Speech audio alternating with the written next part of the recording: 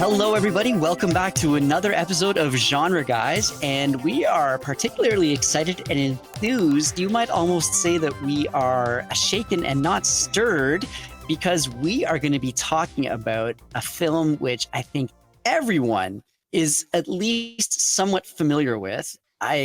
I would say, is there a doctor in the house? What do you think? Is that a good joke? Yes, no, Would be maybe a yes so? and no answer, I guess. Oh, So, dear. Okay. Well, contre docteur no. Oh, is that the French version? I see. is that the French version? Oh, gosh. Well, under the word no. See, there we go. That's what I get for searching on Canadian Amazon. Anyway, we are doing James Bond, Dr. No, the very first 007 movie, the very first James Bond movie starring, frankly, in my opinion, the best James Bond, Sean Connery. Gentlemen, are you ready to Bond out? I guess that's we are licensed to thrill. We are licensed to thrill. How about that? And people will notice right away that's not an Aston Martin he's driving in the picture. And this was the primitive original days. And as I've said to you guys privately and to other people, this movie was made originally, the budget was slightly under $1 million. It went a little over because they had some bad weather on location in Jamaica. This is the best $1 million anybody ever spent in the movie business, because if you did this and got into that entire amazing multi-billion-dollar franchise with it, I guarantee you'd spend $1 million if you had it too, and you knew that was going to happen. And they only paid Ian Fleming $50,000 for the rights originally. Yeah, but isn't that like $5 million in 2024 money these days? Whatever it is, it's more than come back to them because, the rest, as they say, is history. True enough. So, Lou, Lorn, would you guys like to give a little synopsis of the plot? One of you? Say who? Pick one. All right, Lou, go for it. All right, look, I think even before the plot, you have to understand the context. All right. This guy, Ian Fleming, was a middling intelligence guy in World War II who did a couple little missions personally, but mostly, like all intelligence operatives back at the Home Office, guided others in going after the Nazis. He also had experience as a journalist, and he was sent to Moscow to cover what they called the treason trials when Stalin was arresting all the old people he didn't like and trumping up charges. And so he had a vision of what the Soviets were all about. And he said he got an idea that maybe he should do something about espionage.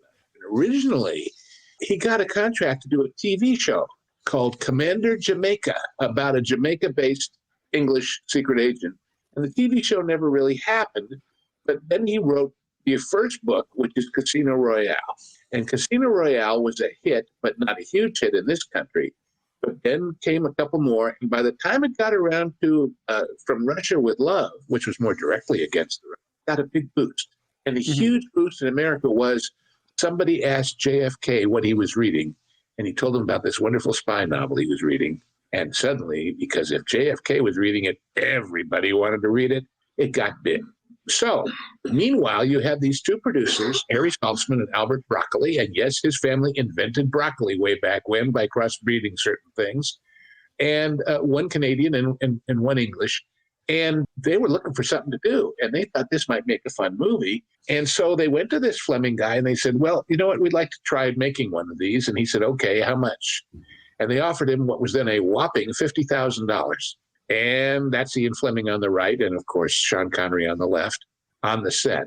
And they made the film in Jamaica with really no background other than the reason they chose this story of all of them is that in the story, Dr. No, the evil guy, is doing something to cause American missiles to fall out of the sky. And you have to remember, at the beginning of our space program after the war, we had a lot of missiles that didn't make it. The Russians were getting into space, and ours kept collapsing on the launch pad or falling out of the sky, and it was called toppling. So Dr. No is, of course, why it's really happening.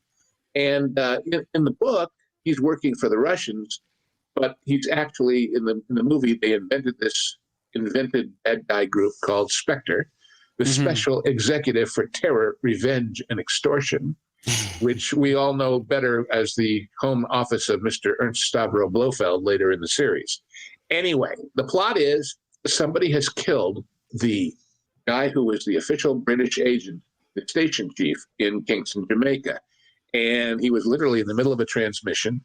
He'd been looking into some weird goings on in a place called Crab Key, a little tiny island, which to the world was, believe it or not, a guano mine. What does that mean? It means that over the centuries, the seagull has been piling up seagull poop. And when it dries, it turns out it's a really great nitrogen fertilizer. And so this innocent Chinese businessman who's mining shit to make his money turns out to be an evil, awful spy. And James Bond is sent to Jamaica to look into it, and he does.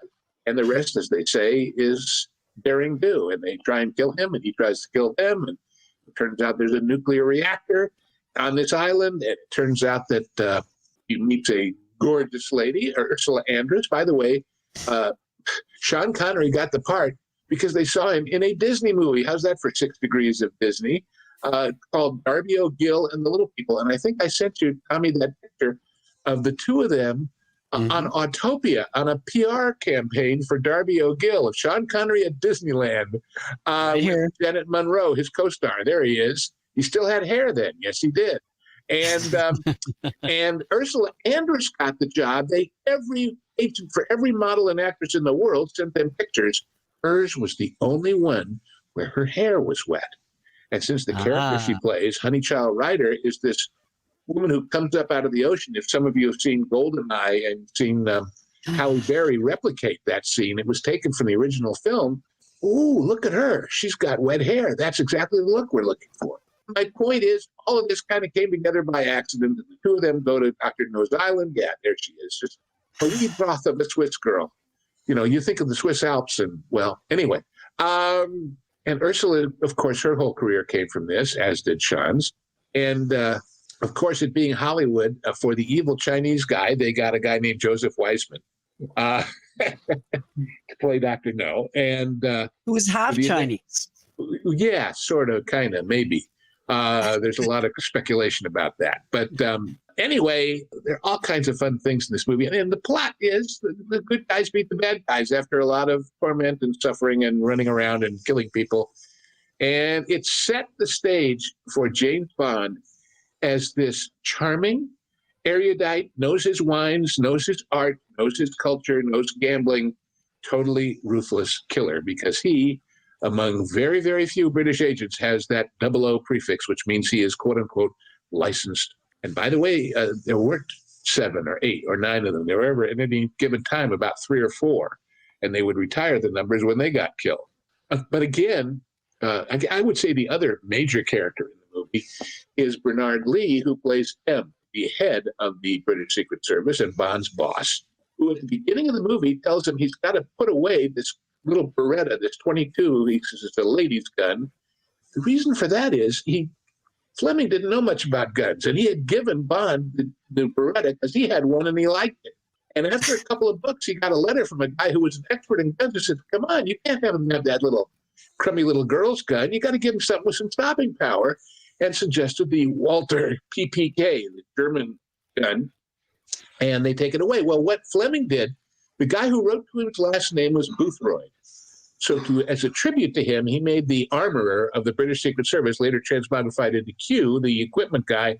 He called him Major Boothroyd, to give him his name. And M is called M because the real head of the Secret Service was an admiral named Sir Miles Messervy, and they all went by their initials in the secret world, and so that's why M is M. And, of course, the relationship through all the films between Connery and Bernard Lee grew and grew. And, of course, lastly, there is Miss Moneypenny, the faithful secretary to M, who's always there in the outer office to send him in and is always a bridesmaid but never a bride with James. And that was Lois Maxwell, and she played in so many of these movies so wonderfully, too. And then, of course, there's the random women that pass through his life and his bed and his antics, both in London and in Jamaica. But Honey is a honey, and she's the one he gets the girl with at the end. I won't lie. I don't think synopsizing the details of the plot really matters much because we know what it is. The good guy beats the bad guy, and along the way they have a lot of fun. And he gets the girl in the end.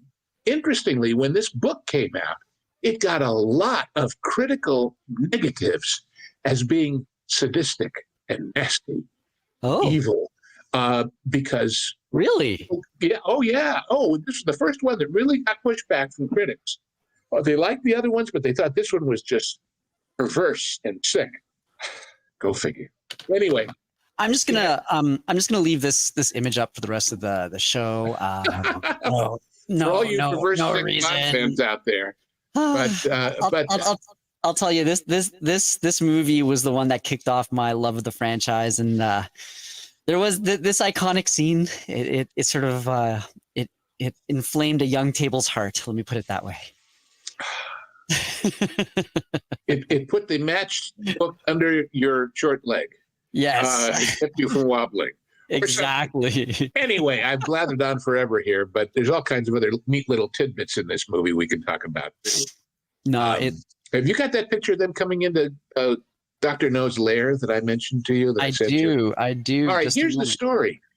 This did not go over at all in America because nobody knew or cared. But in England, while they were making the movie, there was a major art heist at, I believe, the National Gallery. Let's see, where is it? No, that's Harry Saltzman and Albert Broccoli. Here we go. Anyway, this picture, which was a real, famous, expensive portrait, was stolen in an art robbery. So when they were designing the sets for Dr. No's evil lair, naturally, he's the one who stole it because he liked it. So they don't say anything, but Connery looks at it, does a little double take, and keeps walking. And the audiences in England absolutely riotously rolled on the floor laughing when they saw that. In America, we didn't know. We didn't care.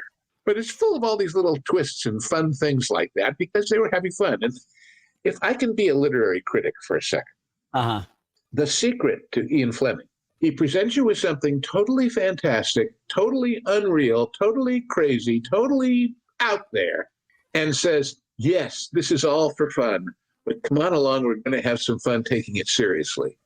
And he walks that line wonderfully. If you actually go read the books, which I suggest you do, everybody, not the new redone ones, but the original Fleming books, they're just really good.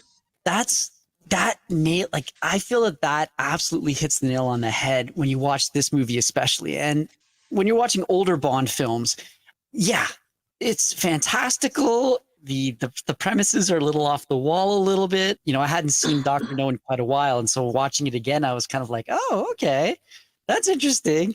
But it's just so much fun. And, you know, one of the notes that I made as I was rewatching it was Connery, I think for about 90% of this movie, has a smirk on his face. And it's just, he's just enjoying everything about this.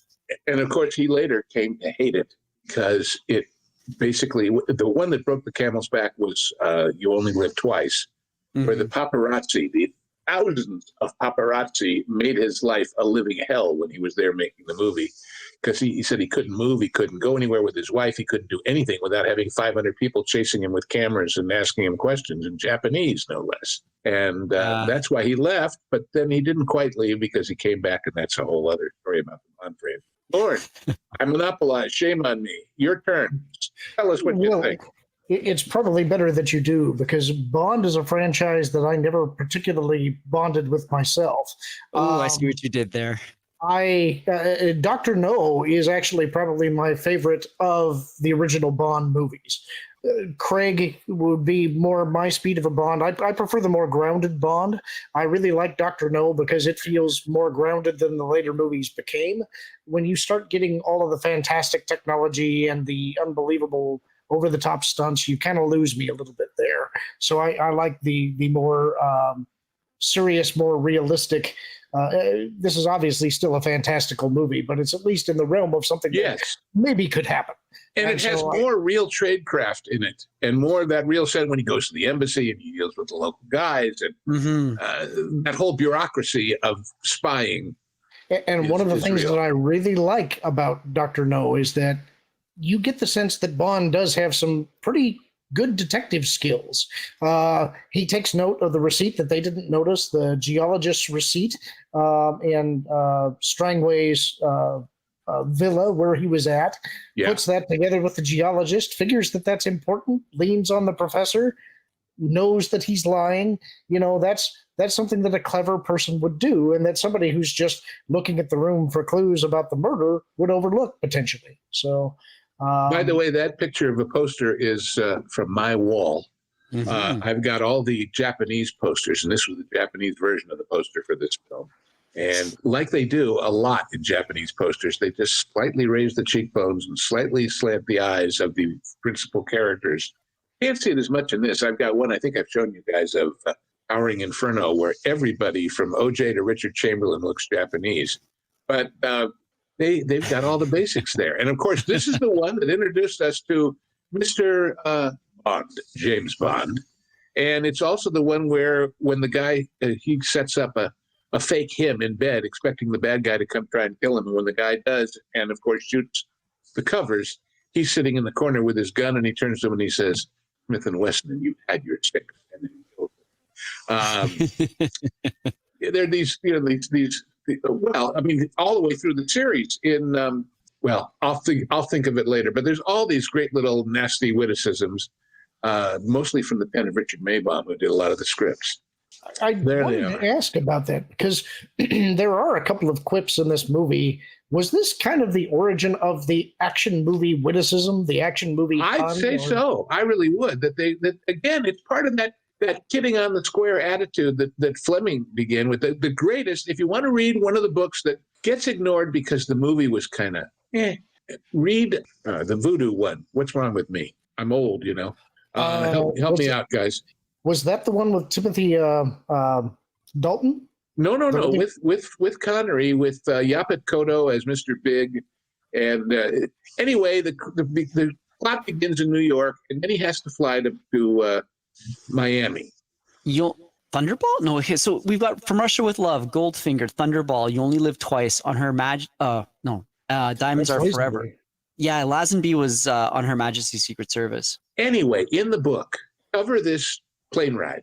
Fleming says, he gets him on the plane and he says, he thought about the mission so far, thought about how close he'd come to being killed. And he contemplated the issues, and it's this page and a half run-on sentence paragraph all about the serious stuff that he was dealing with on this mission. And then the next is a one-line paragraph that says, to hell with it, Bond thought as he got off the plane. Totally undercuts it. He does this wonderfully time after time after time. And then, of course, as it went on from here, you went to From Russia with Love, where you got involved with Spectre in a bigger way, and Rosa Klebb and the shoes with the knife in them, and the opening where he gets killed because it's really somebody with a Bond mask, and Robert Shaw, and the train, the Orient Express, all of that stuff. And again, exotic locales was a big deal. When they made one of these movies, later on, the budgets were huge, but they didn't care, and everything was the ultimate in deluxe luxury and the ultimate in travel for everybody, because that's what people went to see, was the glamour of it, the pure glamour of it. Well, on that note, this movie, as I think we might have mentioned before, was released in 1962 with a budget of 1.1 million, and it actually returned 59.5 million at the box office, which is Yeah, we're talking about converting to modern money. Holy guacamole. That is... especially because nobody expected it. Not really. It was just this little action movie. No major star, and that's another thing. And Rock Hudson or Steve McQueen or Cary Grant or something, but there's Trench, she of the Bond, James Bond. And it's so funny. Only the section of the ceiling that would be seen in the shot. That's standard movie making stuff. And here you see standard stunt stuff, which is falling on a pile of boxes with a furniture pad as no trampolines, no special nets, just boom. And then, of course, we have Connery doing the slate. And like I say, they went over mainly because the rain in Jamaica was pretty bad and they had trouble shooting. And here's the local nightclub. Looks like it was a pretty fun shoot, I got to say. Well, I'm sure it was. But here was the fun part for Cubby and Harry. And of course, Cubby Broccoli's daughter and son-in-law still run the franchise today. For better or for worse, I think some people would say. It's no secret that the franchise has just performed enormously. How many films are in that franchise now? Like if you look, 21. it's 1, 2, 3, 4, 5, 6, 7, 8, 9, 10, 11, 12, 13, 14, 15, 16, 17, 18, 19, 20, 21, 22, 23, 24. Right, 24. Good gravy. That is a lot of films. And I mean, by the way, in this shot, you see John Kitzmiller, who plays Quarrel, who actually was Bond's friend in a previous book, but since this is the first movie, that's the first time. And we might say that for 1962, the racial attitudes in this movie are remarkably enlightened. He's a good guy. He's a friend. He's treated equally, even though he's kind of the native guy sidekick. Unlike the way, unfortunately, a lot of things happened back in 1960. Well, it struck me as a pretty progressive movie because even Ursula Andress's character was, I mean, she ended up being a bit of a damsel in distress, but she put up a fight. She very much did not just surrender meekly when Dr. No's people basically kidnapped the both of them. I thought that this was a pretty darn good film for, how do I put this? Diversity, equity, and inclusion, perhaps? I don't know. Well, for the time, absolutely. I think the only place that they go maybe a little bit awry is with the casting of Dr. No himself. But they covered that in the script by saying that he was half Chinese. There's another person we forgot to mention who's in it, which is Jack Lord, who everybody knows as Hawaii Five-0. And he is the first of many actors through the series who play Felix Leiter, Sean's American CIA contact. That's right. We'll have to ask the audience members to kind of play 20 guesses with us, because is this guy of Asian origin or not? And I will say this, he does it 99% not about makeup style and the way he interacts. And of course, one thing Fleming had a penchant for was making his villains deformed in some way or another. This guy has mechanical hands because he had a radiation experiment with his reactor. Most of the other villains in the books, in some way or another, are scarred or have crippling disabilities or one thing or another. Not necessarily in the movies, but in the books. And he was criticized for that at the time too. Well, and it's interesting because I think this might have been what kicked off the entire trope of the scarred villain. You've got all sorts of cartoons, comic books, other movies where you have villains who have some type of deformity. Like, I mean, I would almost say like the entire. I think you'd go back to Dick Tracy for that. Yeah, I was about to say Dick Tracy. You know, literally Scarface. Yeah. Also, this guy, that scene where they come into this lair and he's got this wall of glass with all the fish outside because they're underground on the island. And the first thing he says is $1 million. 007 looks at him. What? He says, you were wondering how much it cost. That was everybody who comes in there and thinks. It was a subtle little way of saying he's one step ahead of you. Be careful. And the inspiration for Dr. Evil as well, I suppose. In the book, Bond escapes from his cell by going through the heating ducts just to get out. But when they made the movie, they made it intentional and did all these things where they got hot and they got cold and tortured him as he was crawling through them. So, and also the smiling Chinese ladies that are the aides that bring them their clothes and treat them so nicely when they're captured. And then we haven't talked about the dragon yet, of course. No. Well, the other thing that's interesting is that if you look on screen here at the top right corner, the three blind mice. I had forgotten the fact that when they showed up, they played sort of an exciting version of the Three Blind Mice. It's a reggae version. It's a Jamaican version. There's all this wonderful. It was amazing. And the song "Underneath the Mango Tree, Me Honey," they went with the location.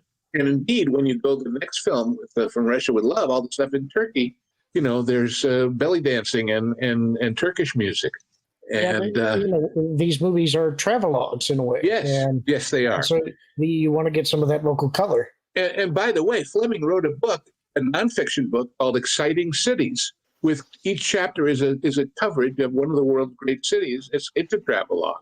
And when he was doing that, one of the places he went was South Africa, and that's where he learned about the diamond trade and the diamond smuggling business. And of course, that became Diamonds Are Forever. But he was pretty clever at at knowing what people would enjoy. He really was. He was not, by the way, a very gallant guy in real life. The most famous quote from him that really always makes me chuckle in kind of a sinister way. He was talking about sex, and he said, and I quote, now to think of this as the guy who did James Bond with the tuxedos and the courtly manners and the fine wines and the fine food and the subtle seduction. Ian Fleming said, quote, about women, the older ones are the best because they think they might be doing it for the last time, unquote. That's what kind of a gallant guy he was, okay? So let's not cut him too much slack. Tommy, I wonder, can you go back to the original picture of Ian Fleming that you had up at the beginning? Sure, let me see if I can find that. This is just a side note. It always astonishes me when I see this picture. Just a second. That's going to take me a second to pull that back up. But Sure. Lorn, I wanted to say while I do that, did you get any parallels from the tarantula scene when Bond is sleeping in episode 2, Attack of the Clones? Oh, sure. Absolutely. Yeah. I think, I mean, creepy crawlies as an attack vector are kind of a trope as well, but sure. As it happens, myself and my son are both arachnophobic, and I knew the scene was coming. I've seen it before. Tarantulas aren't poisonous, but my son is quite familiar with them, and so he didn't like that scene. He wasn't real happy. Well, then he wouldn't want to know that in the book, which they couldn't do in the movie 62 or any other time. In the book, they make a point of the tarantula being attracted by the warmth of his groin and going through that part of his body before he could him. So anyway, there he is, Mr. James Bond. This picture, it always astonishes me when I see this because of the way I see this. If you were going to do a documentary on Ian Fleming, is that not the spitting image of Jeffrey Rush? Yes. He is, actually. They look like twins. It is kind of just mind-boggling to me how much alike they look. Do you think you said that he had a middling career as an intelligence agent, but do you think there would be enough about the other parts of his life to get a decent documentary? There have been a couple of biopics done. I'm trying to think of the guy that played it, but you'd know him if you saw him. I didn't look anything like him. Was his name Daniel Craig, perhaps? No. But, there's a documentary one, and there's a dramatized one of his life, too. And he wrote, I think I sent it to you guys a couple of weeks ago. If I didn't, I'll find the link and send it to you. Maybe you can put it in the show notes. Yep. He wrote a thing about how to become a great writer and how he writes and how he makes money. And it's just fun. It's just wonderfully fun. It was published in newspapers so that all those budding people out there who wanted to follow in his footsteps would have a somewhat tongue-in-cheek guide as to how to do it. So one of the things that I found quite interesting about this film, and again, this was just sort of refreshing my memory when I watched it again, was how much the theme song was used throughout this movie. I guess with having watched more modern Bond, you get like, like the you get that at the beginning, and then you really don't get much of it through the rest of the film. Well, there's a story about that song and about the other song. That song is the James Bond theme. Yes. The other song that's used in this movie and the others is called the 007 theme. And the difference is the James Bond theme was written by a guy named Monty Norman. And the 007 theme, which is the one that goes, da, da, da, da, da, da, da, da, yeah. And da, da, da, da, da, da, da, da, that's John Barry, who then went on to do the scores of all the other movies. But Monty Norman, interestingly enough, that song, that guitar riff, that ding, ding, ding, ding, ding, ding, ding, he stole it from himself. He had written in London a Bollywood musical, honest to God, you had mentioned in English. And that song has lyrics about, I am a man who does this and I do that. And but when they came to him and they said, we need a theme song for this thing, he said, well, maybe I can rework that to make it a little more jazzy. And was born the electric guitar solo we all know so well. And of course, they also later then came up with the whole gun barrel at the beginning with the blood and the shot and all of that, which ran through the whole movie. I have read that people who have auditioned for the part when they've been changing Bonds, in addition to doing a scene or two in the tux and whatever, they literally shoot that scene with them to see how they'll look in that moment. Interesting. So anyway. But before you had, until you had mentioned that story about the double, like the James Bond theme, I would never have made that Bollywood connection, but now it seems obvious. And You can kind of hear the sitar playing it instead of the electric guitar. Yeah. Oh man! Wow, that makes so much sense. There are recordings out there of it. I didn't find one in time to give you a link, but there are recordings of it. So, well, anyway. The other thing that I found quite interesting too was the fact that at the beginning of the film, Bond has, well, not right at the beginning, but when he lands in Jamaica, he's immediately sort of pursued by the mysterious blonde CIA agent, who we later find out, is one of the good guys, is on the same team as him. But even before you discover that he is an American, there's something about the mannerisms, the way he speaks. He's always referring to, hey, bud, hey, bud, hey, bud. Yeah. Kind of sitting there like, is this guy, like, okay, I know this guy's American, but do Americans really say bud that much? I do, but that's because that's what I call my cat. So. Well, there you go. There you go. We could mention that some of the names came from real people that Fleming knew. Honey Ryder? He had a friend named Ivar Bryce who had a housekeeper named May Maxwell. And in all the books, Bond's housekeeper is May, his Scottish treasure. One of Fleming's neighbors in Jamaica and later his lover was Blanche Blackwell. Well, the guano collecting chip in Dr. No is the Blanche. His friend Patricia Wilder found that her nickname of Honeychild was used for the novel's main female character. And John Fox Strangways, a friend of his from the Gentleman's Club, White found his name in the movie too, of course, as the station chief for MI6. And Quarrel's appearance was based on a Jamaican fisherman that he met down there. So, and poor Quarrel. I mean, the way. Okay, let's talk about the dragon. You guys want to, Lorn? Do you want to talk about that a little bit? We can. This was a part of the movie that I kind of fell out of favor with a little bit, because I think it's a little cheesy that you have the Jamaican fisherman believing there's a literal dragon on this. It's a little racist, let's face it. The idea that, well, he could scare all these dumb natives with this very obvious thing, although it might maybe not quite so obvious. Yeah, and it just, that's a part of the movie that just doesn't quite work for me. I do think that what's kind of interesting about Dr. No's lair, once they've kidnapped him, taken him in this, I guess it's sort of a flame-throwing tank. They get him into the lair, and it's this nice, very modern 60s hotel kind of an environment, and it throws them, which it should. That's part of the plot, is that we've had all of these adventures. People have been trying to kill us, and now you're giving us these exotic rooms and this resort-like environment, and it's to throw them off guard, get them drugged, learn what they can about them, and then move on towards the dinner scene. But as to the dragon itself, it's just a vehicle that traverses Crab Key and has got a. And I find that Fleming and a couple of friends and the director of the American Museum of Natural History and the Flamingo Protection Society went to a flamingo colony on Grand Iguana in the south of the Bahamas, and they traversed the land in a Land Rover fitted with oversized tires, and that's where he got the idea for the dragon. Yeah, and it makes sense because they allude to the fact that the entire key is kind of a swampy environment, and so they would need some type of a special land traversal vehicle to not get hung up there. But for me, that's a part of the movie that doesn't quite work. It seemed a little bit out of place. Like, you've got this exotic femme fatale, you're on this island, and suddenly there's this giant. I would probably put that down to budget. You notice that this vehicle is never seen well. It's in the middle of the night. It's lit darkly. I think it's probably a concept they wanted to have, but couldn't develop well enough given the budget constraints. And some of the comments by his friends about the books too.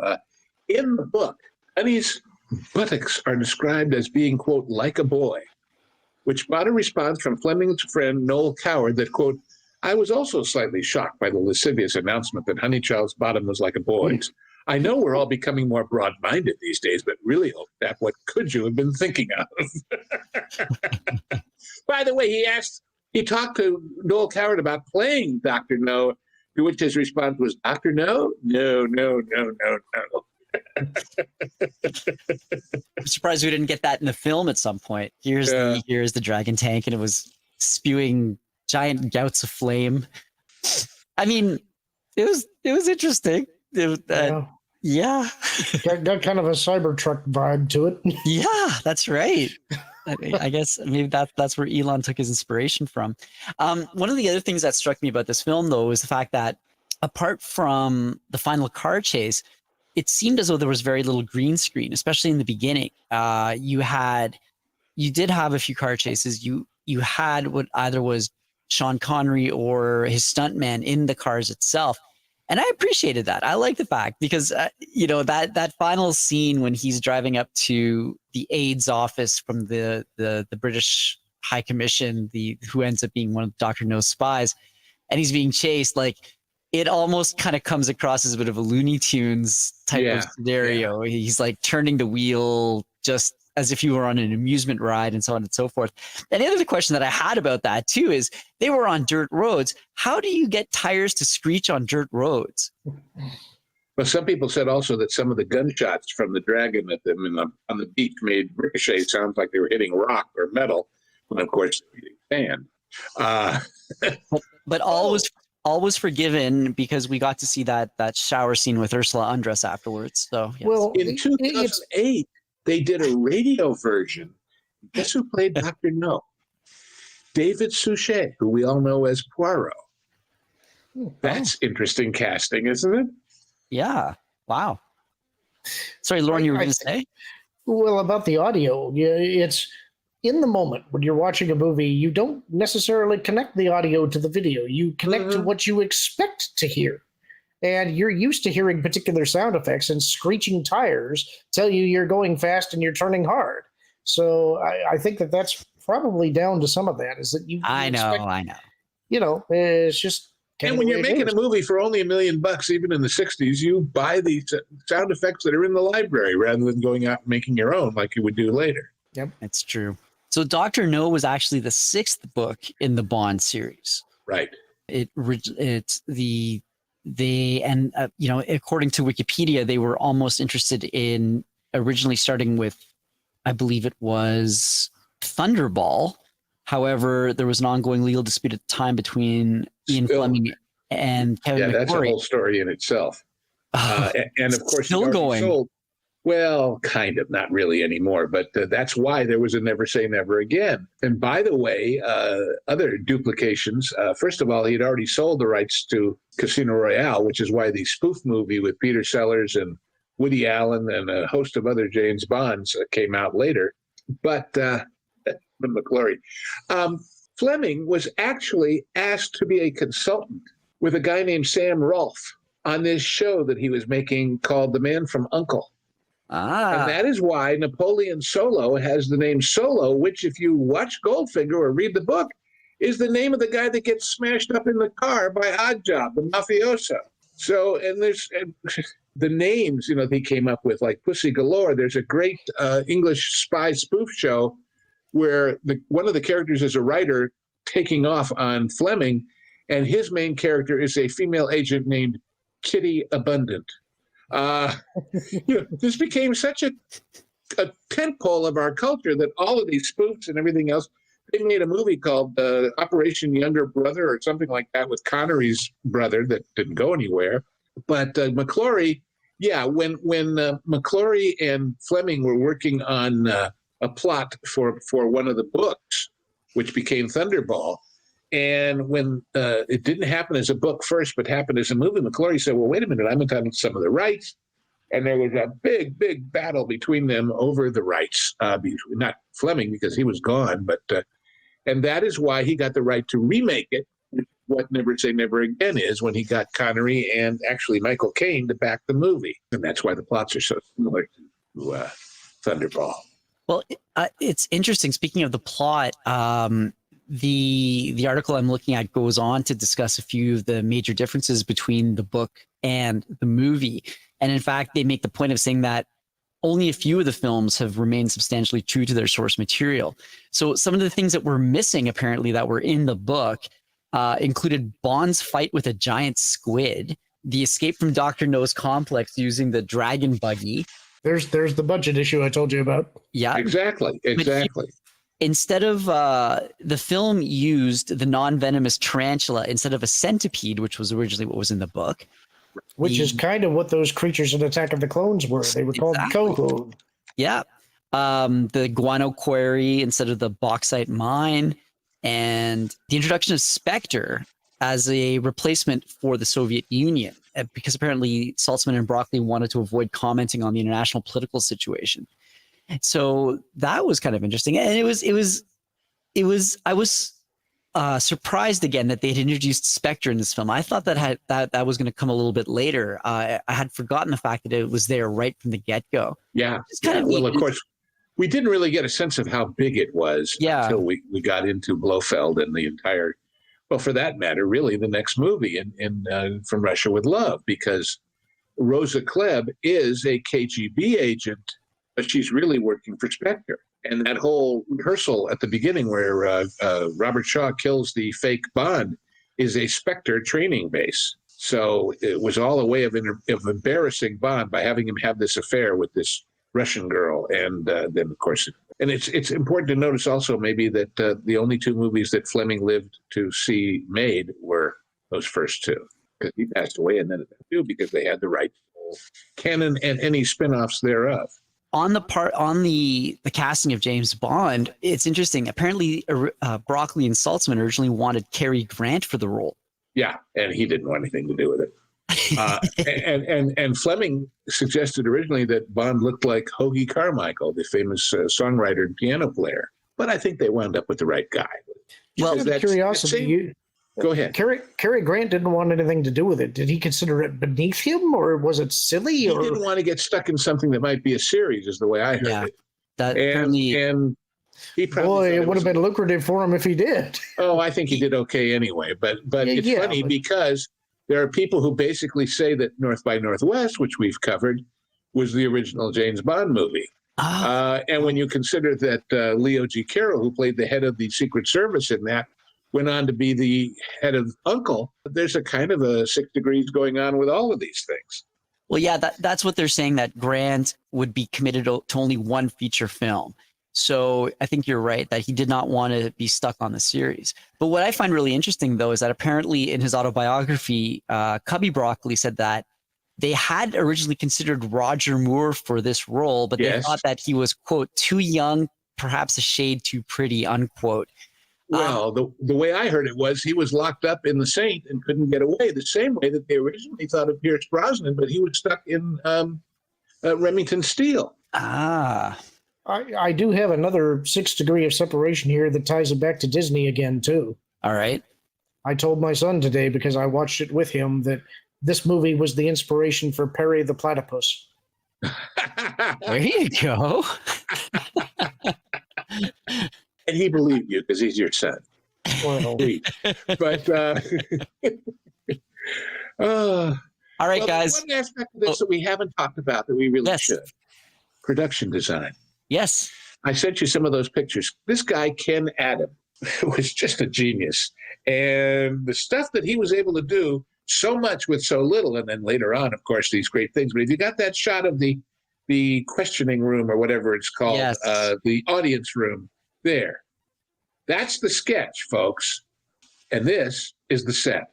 Wow. And it just shows you what a circle and some cross-hatching and some lighting in a bare room can do to make something, not only make this guy small compared to the guy he's talking to, who's only a disembodied voice, which is Dr. No, but show you the power of Dr. No. Mm-hmm. And Adam was in the circles. Did you get that one I sent you of...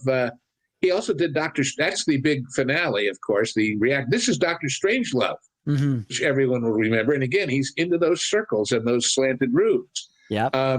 Perhaps my favorite, frankly, of all of his sets, although the big Japanese crater was really something, and the tanker with the 3 submarines in it is pretty amazing. But of course, they had the James Bond stage for that. My favorite will always be that room that Goldfinger gives his lecture. To the bad guys in, where everything closes up and shuts down and transforms. Bad guys with egos don't build dumpy layers, even if the budget, look at how do you do this on $1 million budget? It's not bad, but it's still pretty cheap compared to the later ones. And of course, the idea was that this reactor was what they needed to make enough power to beam at the American missiles and bring them down. I won't lie. By the way, in the book, he's killed in a pile of guano. In this, he goes into the reactor and is fried. But this scene here with this set, it almost made me feel as if I was watching an outtake from This Island Earth or Forbidden Planet, or the Thunderbirds. Or the Thunderbirds. Yeah, actually, it looks like Tracy Island in some ways. 100% it does, actually. That is hilarious. But he was a huge contributor to this entire series and worth his weight in gold. There's a wonderful, if you want to spend money on a coffee table book, there's a book of all of Ken Adams' stuff that I have that is very well worth it. We'll have to go check that out. Another Disney connection is all of the virtual sets that they have in The Incredibles are all informed by this kind of design as well. Yes, absolutely. Absolutely. What we now coin as mid-century modern, but it's much more than that. It's much more than that. And so many public buildings. Saarinen's TWA terminal in New York at the airport, even the UN to a certain degree. That style, well, the World's Fair in New York, certainly in the same period. Yeah, the future, if you can get there. Lou, let's start with you. What was your favorite part, and what was the part that felt flat for you in this movie? My favorite, frankly, is Connery's performance, which he was really too green an actor to be this good, but he really was. And I'm not just saying that because he proved it to the point where they made all these movies with him afterwards. He hit that balance between irreverent and deadly serious so wonderfully, and could turn on a dime on those two things. And he's got this sense of righteous indignation about evil that anybody who's James Bond has to have. Mm-hmm. The weaknesses are, frankly, they were in Jamaica, so by God, let's use every last dive and street and everything in Jamaica. And after a while, it's not a travelogue like you'd expect of the fancy hotel. It's not that opening scene in Goldfinger with the aerial shot of the Fontainebleau in Miami. It's kind of grungy, and Jamaica, of course, was, and to a large degree still is. So to me, it gets a little old in those Jamaican sequences, in the bar and whatever. But they were selling music and whatever, and it was exotic, so I guess people enjoyed it. How about you, Lorn? I'll agree on Sean's performance, but I also want to take a special notice of Dr. No's lair and Dr. No himself. The way that you don't see Dr. No until the very end of the movie, really. As a villain, he's introduced very late stage. Up until that point, what you see are his minions and you hear his voice. And he's set up to be a very scary fellow. Many times throughout the movie, you're dealing with these minions and they choose suicide as opposed to failing in carrying out his instructions. And that really sets the level of threat that this guy represents. And I think that's what you want out of a good villain. So I'm gonna say the villain might be my favorite part of Dr. I think you're right. Yeah, he's Hitler without the insanity. Yeah, or at least the same insanity. He commands that kind of respect and fear without everybody saying behind his back he's gone insane. Well, he's cool and collected, and there's that scene where he's trying to recruit Bond at dinner, basically flattering him. Yeah. And then when he realizes that Bond isn't going to go for it, he says, "You're just a stupid policeman." Exactly. And that's a great line from that character because that's what he does. He reduces him down to exactly what component he is and decides that I can't use you, so now you're of no use to me. The thing that I don't like is the dragon. I'm going to go back to the dragon. I feel like that is probably meant to be a larger set piece. I think they probably intended for it to be something, and they didn't have the budget to make it work the way they wanted it to. They probably tried to make it work in some kind of a scene, realized it didn't, but they'd already spent the money and they already had the device, and so we better use it because we got to get to the next scene. And come to think of it, they stole from themselves in You Only Live Twice, that cave with the gas that, the girls don't want to go in there because somebody floated out dead, which is the back entrance to Blofeld's Under the Volcano lair, of using a superstitious angle to protect the secret, so to speak. Well, I've got to agree with both of you. Lorn, Lou, I think you guys have nailed it on the head.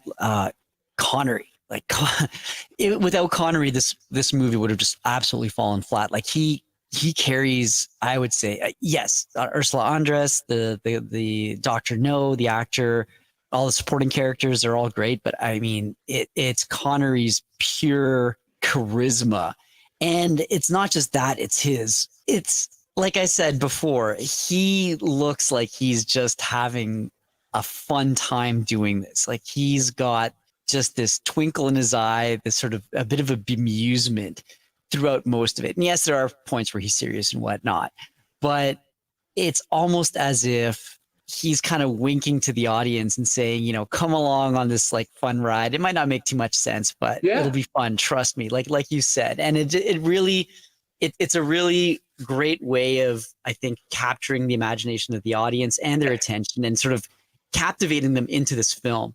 And, you know, even though he had done other movies and plays, and even though he was the romantic lead in Darby O'Gill, he wasn't really the star. All those wonderful old Irishmen were the stars. Mm-hmm. This is a movie that reminds me of that old Busby Berkeley musical bit about you're going out there a talented amateur, but you're coming back a star. This is a man coming into his own. Mm-hmm. And as I always say about all the great actors, getting the positive joke about himself and understanding who he is on that screen. And wow, if you're at all a fan of his and you've never seen this movie, go back to where it all began and watch it. Oh yeah, 100%. And I mean, I would say it's thanks to this film that we were able to see Connery in some other, you know, iconic roles, like especially this one here when he's, I think you all familiar with this. Well, he's on a beach. I thought you were going. Czar. We might have to do this one in the future, guys. That's a Smith & Wesson. Oh, anyway. On that note, gentlemen, it was once again a real pleasure. It was so much fun being able to go back to the very first Bond movie, and I might start doing a marathon on these things now when I find a bit of free time. Lorn, maybe this will rekindle or re-inspire you to get into the Bond franchise, perhaps. It's not that I dislike them. There are several Bond movies that I have watched and enjoyed. It's just not one that I ever became really obsessed over. So I can appreciate them, but it's difficult for me to talk about them with specificity because I just don't know them well enough. Yeah. All right. Well, sorry, go on. Let me just say that those of you who join us next time are in for something strange. And these two lovely gentlemen that I do this with have so indulged me on this. I truly appreciate it. You're going to see a movie that's not in English, that doesn't have subtitles, that you can watch for free on YouTube, that is fitting for an April Fool's show. And yet, something I hadn't seen before until I discovered it by accident, thanks to one of our other forays. It's strange and it's weird and it's comedy and it's action. And it's really good. It's really, really good. Now, I don't know if you guys have watched it yet and if you agree with me or not or whatever, but folks, buckle your seatbelts next week because you're going to do something you've never done before. I'm in bet. I'm still amazed at how much of a hold this movie has over you, Lou. So I kind of do feel like I have to watch it now. Oh, sure you do. And the good news is no reading involved because, like I say, there's no subtitles. About every 50th word in the movie is in English because they speak a little bit of it over there. But and if you want a further hint, go back to our discussion of the theme to this movie that we just did and where it came from. There you go. Well, last question to you both. Who is your favorite Bond? Oh, well, it's got to be Connery. And my second favorite might surprise a lot of people because I think he got kind of short shrift. And that's Timothy Dalton, because I think he brought it back to earth and brought some real emotion to it that wasn't there for a long time. I like Roger Moore. He's a fun guy. But when he gets serious, he's playing serious, you know? Yeah, it would be certainly Connery and then Timothy Dalton. Interesting. How about you, Lorn? I think everybody has got to start with Connery, but my Bond is actually probably Daniel Craig. My favorite James Bond movie is Casino Royale. I love that movie. That one I know better than all of the other ones. And so it's a great movie. He's wonderful. And especially these last couple, I think he was very ill-served by the material. And That last one just made me ill. I agree, but I think as a start, Casino Royale is, as a standalone, I think it's a great movie. And it's one of the best let's reboot the whole thing movies of any series out there. As far as we're going to do the same thing, but we're going to do something different at the same time. That's hard to do well, and they did it very, very well. Well, obviously, my favorite Bond is Connery. I've never really warmed up to Moore that much, to be honest with you. So my second favorite Bond is actually Brosnan. Those were the movies that made, I mean, apart from Connery, those were the ones that sort of impacted me the most. And I thought Brosnan was great in the role. So yeah. There is, by the way, a really good, it's on YouTube somewhere, I'm sure, because that's where I saw it. Brosnan in his home in Hawaii doing a commentary on GoldenEye, talking you through the movie and talking about how they did it and talking about how he feels about it after all these years. And he's really, really, really perceptively interesting about how he approaches it. So that's fun to watch too. Something to go out there and find. Well, on that note, thank you, gentlemen, once again. And thank you, audience members, for tuning in. Members of the Pro Channel, we always appreciate your views, your thoughts, your comments. Leave them down below. Let us know what you think. Are you a Connery fan? Do you prefer Moore? Are you a Lazenby fan? Let us know. And as well, if you have any sort of suggestions for upcoming films or films that you'd like to see us check out, please do not hesitate to drop them down below in the comments. All that to be said, it was a real pleasure to speak with you today and to speak with both you, Lou, and Lorn on this awesome film. And we are going to have a really, really fun time next week, I think. Yes, we are. So until then, or else, yeah. So until then, I hope everyone has a wonderful day, night, evening, week, wherever you might be, whenever you might be, and we will see you next time. We hope you enjoyed that special presentation of The Genre Guys here on 23PO. Be sure to subscribe to this channel for more content like it, and if you want to enjoy every episode of The Genre Guys as soon as they are released, be sure to become a member at WW Pro's YouTube channel. What were your thoughts on this amazing film? Let us know in the comments below, and thank you so much for watching.